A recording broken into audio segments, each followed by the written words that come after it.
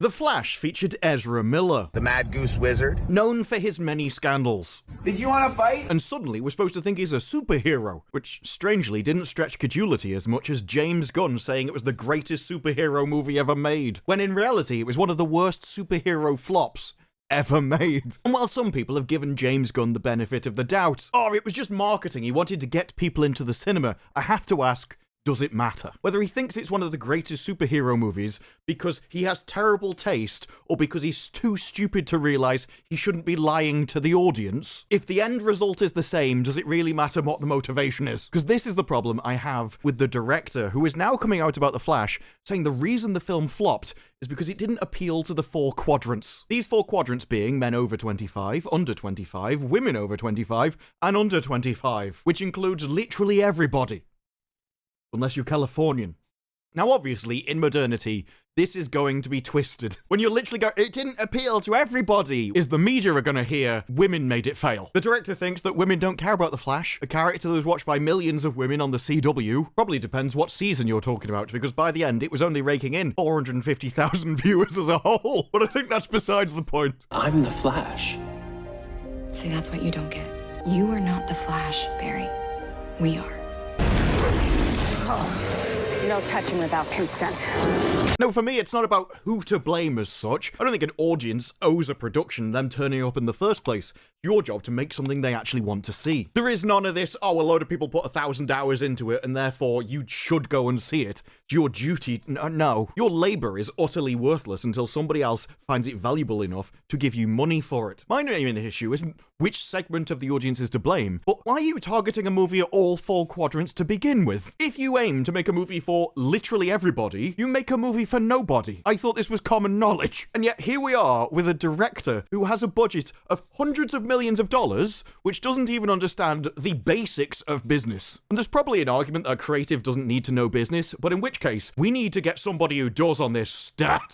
Now, obviously, when you create any product, you pick a target market, work out the size of that market, and then come up with a budget that'll work. You can make really niche products with really small budgets. But what you can't do is go, I'm making a product for everybody. You may want your movie to be viewed by everybody. This isn't a target market. That's a dream. That's a fantasy land. Almost as unbelievable as Ezra Miller being a superhero. Whoa, bro. But the strange thing is how controversial just going, this movie should be for this group is in modern times, because we don't have that problem for every movie. Barbie is a movie for women. The Handmaid's Tale is a TV series for women. So is Wicked, and so was Madam Web, although in that last case, they didn't want to see it either. You're gonna love it. In fact, I think you're gonna see it twice. Then on the other hand, you've got stuff made for blokes. Things like John Wick, Die Hard, Star Wars, and Lord of the Rings. But my wife likes Lord of the... It's fine. Doesn't mean they're actively excluded. It just means you're not the target market. Well, you find the 2 properties do generally have different messages, different focuses. Some are more romantic, other more focused on battles. Some are focused on heroic sacrifice, whereas others is all about your feelings. Just because they're targeted at different people doesn't mean you're excluded. No one bans you going seeing Barbie if you really want to. I don't know why you'd want to, but they won't stop you. That is very different, though, than it being made for you, it being intended for you. There's just some crossover in what people like, and that's fine. The complication comes when you want to make a movie for everybody. Even if you accurately understand, judge, and summarize what each group wants individually, the moment you try and put it into one movie, well, now you've ruined it for everyone. Now you've got the guys that don't get to do the superhero sacrificing as much because they've got to listen to people waffle about their feelings. And now you've got the people that just wants to watch a romance having to put up with superhero drama. And this isn't a perfect world,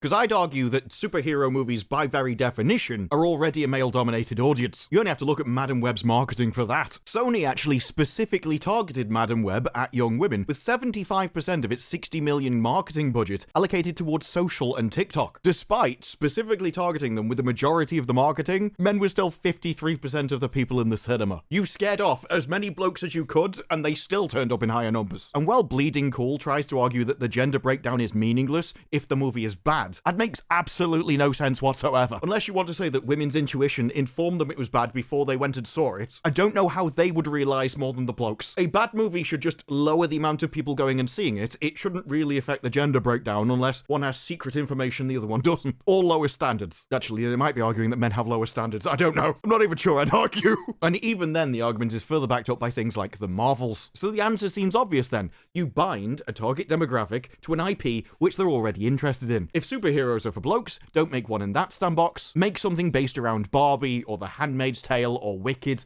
or any of the other numerous IPs which are successful over there. Whereas blokes would be targeted in superhero movies or action franchises, grand epics about saving the world and sacrificing yourself for the greater good. The things that basically appeal to a justice-based morality, as seen in the recent Daredevil trailer, where he basically goes around giving criminals what they deserve.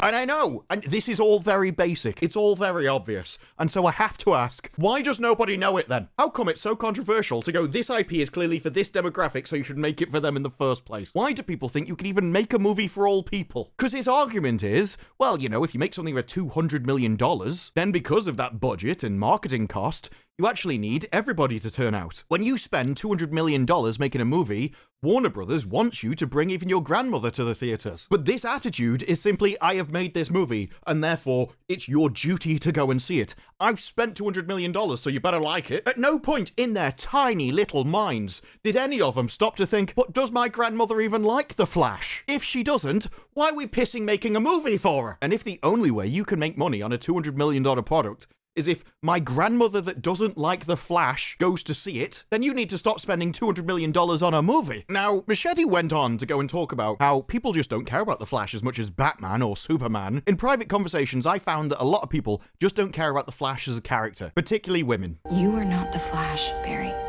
We are. Nice try. Ah! You shot me? I heard you heal fast. You are not the Flash, Barry. We are. Who just, in general, don't care much about superheroes as the blokes do. So this would go for basically all of them, unless they were hot enough that they could arouse their interest. But what this allows him to do, it wasn't my fault, it's just the audience didn't like it. But them not liking it is your fault. Nobody knew who Pissing Iron Man was before he came out. Before Marvel Rivals, I didn't know who Jeff the Shark was, and now I hate him with the passion of 1,000 suns. I didn't know who Blade was until he started slicing vampires in half. If you want to make money on a $200 million product, it's your job to make people care about the character, which admittedly, you're in an uphill struggle when you have Ezra Miller in the role. AKA the Bengal Ghouls. But why, if you're going, well, actually, women don't care about The Flash, are you then going, we needed them to be interested in The Flash? Shouldn't you know this before you made the movie? I could have told you this before you made the movie. What movie? Superhero movie? Make it for blokes. Do I want to know who the Nah. Is he topless with a six-pack? Nah, don't bother then. The only person that Ezra Miller appeals to is Hollywood directors. It's me. We'll do it for you if that's really what you want. He's the only person that's gone through life thinking that wet paint was an instruction. And so when he went on the internet and saw everyone talking about pound me too, all I'm saying is maybe that hashtag should have been a bit more specific. But I don't think you can fix Hollywood until you fix this kind of attitude. Firstly, Andy says that he's still very happy with the movie. That sentence alone should basically mean we're not going to trust you with money in the future. If you make a movie that fails and you're happy with it, well, if you don't know what the problem was in the first time, why should we give you money to make that same mistake again? You've learned nothing, have you? And while I am also against the fact that nobody should be blamed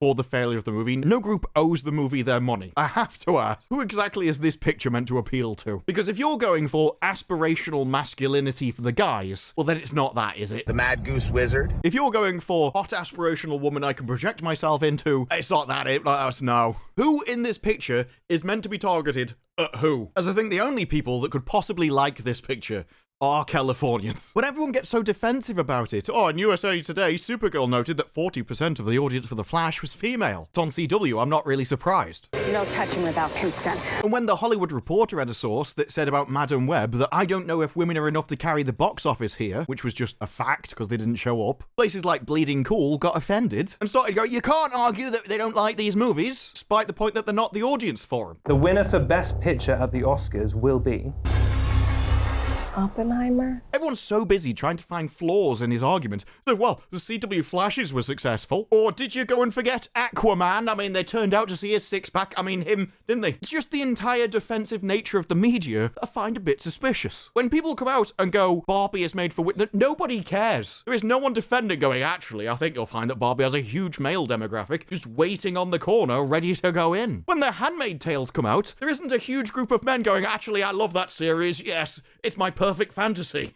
You girls will serve the leaders and their barren wives. Childless cat lady? And even if they went to the cinema and saw Wicked and liked it, you didn't find the blokes going, actually, this is made for everybody. Everybody knows the target audience of Wicked. When I'm watching it and when I'm living it, and, you know, if I feel those kind of feelings, it's that power of friendship and it's the power of girlhood.